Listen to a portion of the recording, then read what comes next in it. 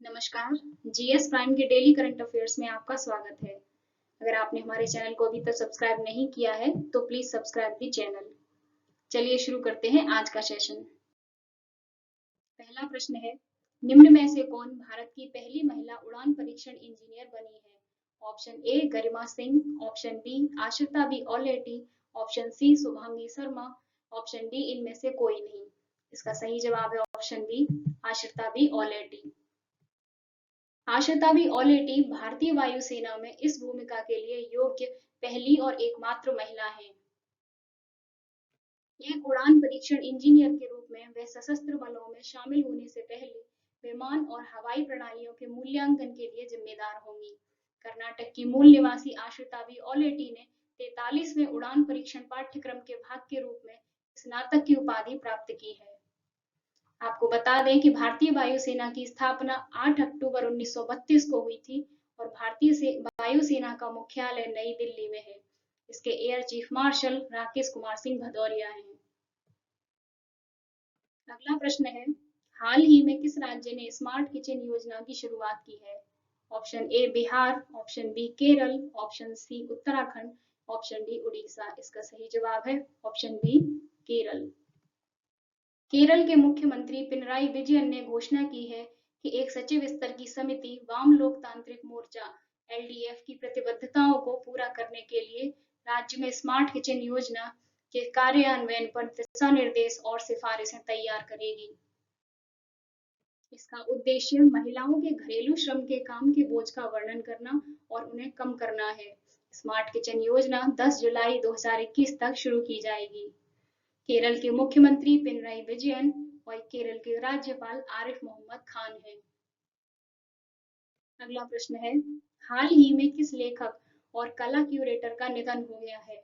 Option A Nandita Ghosh, option B Alka Raghuvanshi, option C Meera Sharma, option D इनमें से कोई नहीं। इसका सही जवाब है ऑप्शन बी अलका रघुवंशी। लेखक और कला क्यूरेटर अलका रघुवंशी का निधन हो गया है। वे भारत की पहली प्रशिक्षित कला निरीक्षक थी जिन्होंने गोल्ड स्मिथ कॉलेज लंदन और ऑक्सफोर्ड में आधुनिक कला संग्रहालय में प्रशिक्षण प्राप्त किया था। उन्होंने 25 से अधिक प्रमुख प्रदर्शनियों को क्यूरेट और डिजाइन किया है, जिनमें से कई ने देश और दुनिया के अन्य हिस्सों की यात्रा की है। अगला प्रश्न है, हाल ही में जगजीत पवाड़िया किस संस्था की अध्यक्ष बनी है? ऑप्शन ए अंतरराष्ट्रीय नारकोटिक्स नियंत्रण बोर्ड, ऑप्शन बी अंतरराष्ट्रीय न्यायालय, ऑप्शन सी संयुक्त राष्ट्र सुरक्षा समिति, ऑप्शन डी इनमें से कोई नहीं। इसका सही जवाब है ऑप्शन ए अंतरराष्ट्रीय नारकोटिक्स नियंत्रण बोर्ड। भारत के पूर्व नारकोटिक्स आयुक्त और भारतीय राजस्व सेवा के एक सेवानिवृत्त अधिकारी जगजीत पवाड़िया को अंतरराष्ट्रीय नारकोटिक्स नियंत्रण बोर्ड आईएनसीबी का अध्यक्ष चुना गया है। वियना स्थित संगठन का नेतृत्व करने वाली पहली भारतीय है और इस पद को संभालने वाली दूसरी महिला है। अंतरराष्ट्रीय नारकोटिक्स नियंत्रण बोर्ड का मुख्यालय वियना ऑस्ट्रिया में है। अंतरराष्ट्रीय नारकोटिक्स नियंत्रण बोर्ड के अध्यक्ष कॉर्नेलिस पीटी जॉन चेरे हैं। अंतरराष्ट्रीय नारकोटिक्स नियंत्रण बोर्ड की स्थापना 1968 को हुई थी। अगला प्रश्न है, टोक्यो ओलंपिक में कुश्ती में अंपायरिंग करने वाले पहले भारतीय होंगे? Option A Ajay Kumar, option B Ashok Kumar, option D Anil Kumar, option D इनमें से कोई नहीं। इसका सही जवाब है option B Ashok Kumar. Ashok Kumar Tokyo Olympic खेलों के कुश्ती मैचों में अंपायरिंग करने वाले देश के एकमात्र रेफरी होंगे। यूनाइटेड वर्ल्ड रेसलिंग यूडब्ल्यूडब्ल्यू द्वारा जारी अधिकारियों की सूची में उनका नाम था। अशोक लगातार दूसरे ओलंपिक में अंपायरिंग करेंगे। वह एक यूडब्ल्यूडब्ल्यू रेफरी के शिक्षक भी हैं। अगला प्रश्न है, किस राज्य ने अभिभावक मंत्रियों की नियुक्ति की है? Option A Kerala, option B Sikkim, option C Assam, option D Gujarat. इसका सही जवाब है ऑप्शन सी असम। असम के मुख्यमंत्री हेमंत बिस्वा शर्मा ने राज्य के सभी 34 जिलों में सरकारी नीतिगत फैसलों, प्रशासनिक सुधारों और अन्य कल्याणकारी योजनाओं के कार्यान्वयन की निगरानी के लिए अभिभावक मंत्री नियुक्त किए हैं। असम के राज्यपाल जगदीश मुखी हैं।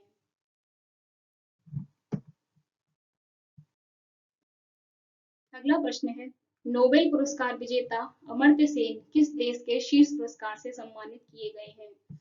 Option A Italy, option B Spain, option C Poland, option D रूस। इसका सही जवाब है ऑप्शन बी स्पेन। भारतीय अर्थशास्त्री और नोबेल पुरस्कार विजेता अमर्त्य कुमार सेन को सामाजिक विज्ञान श्रेणी में स्पेन द्वारा 2021 प्रिंसेस ऑफ ऑस्टूरियस अवार्ड से सम्मानित किया गया है।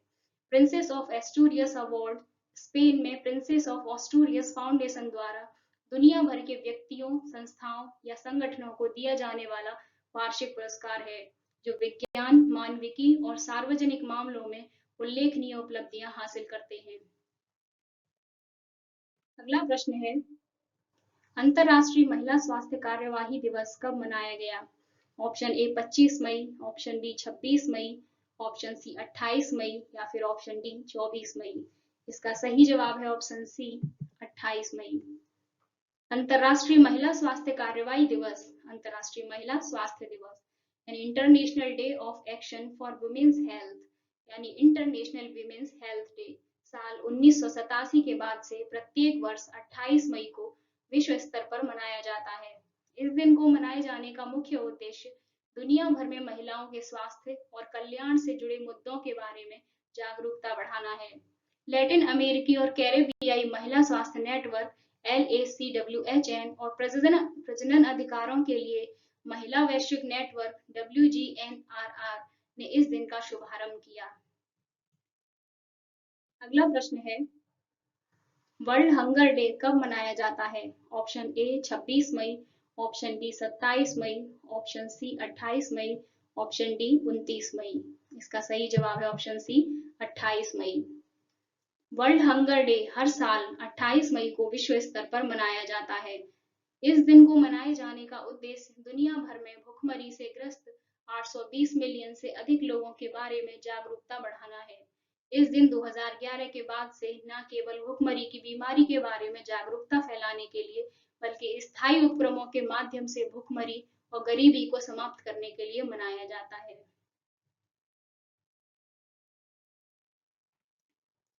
इस पहल के माध्यम से कुपोषण और भुखमरी से करीब 1 अरब लोगों की जान बचाने की सख्त जरूरत है। इस महामारी के दौरान विश्व स्तर पर भोजन पहुंचाने के लिए आउटरीच प्रदान करने की आवश्यकता और उन लोगों को बचाने के लिए सर्वोपरि के रूप में देखा जाता है, जो इस महामारी से पहले से ही कमजोर रहे हैं। ग्लोबल हंगर इंडेक्स 2020 में भारत 107 देशों में 94वें स्थान पर है। World hunger day the hunger project द्वारा शुरू की गई एक पहल है, जिसे सबसे पहले वर्ष 2011 में शुरू किया गया था। इस साल भुखमरी को पूरी तरह से निपटने के लिए 11वां वार्षिक WHD को चिन्हित किया गया है। अंतिम प्रश्न है, हाल ही में प्रसिद्ध वैज्ञानिक CNR राव को कौन सा पुरस्कार मिला है? ऑप्शन ए नोबेल पुरस्कार, option B international ENI award, option C शांति पुरस्कार और ऑप्शन डी भारत रत्न। इसका सही जवाब है option B international ENI award. प्रसिद्ध भारतीय वैज्ञानिक और भारत रत्न प्रोफेसर CNR राव को इंटरनेशनल ENI अवार्ड 2020, जिसे एनर्जी फ्रंटियर अवार्ड भी कहा जाता है, से सम्मानित किया गया है। इंटरनेशनल ENI अवार्ड को एनर्जी रिसर्च का नोबेल पुरस्कार माना जाता है। उन्हें धातु ऑक्साइड, कार्बन नैनो ट्यूब और अन्य सामग्रियों और द्वि-आयामी प्रणालियों पर उनके काम के लिए पुरस्कार से सम्मानित किया गया है। कल फिर मिलेंगे कुछ नए प्रश्नों के साथ। Thanks for watching. Please like and subscribe.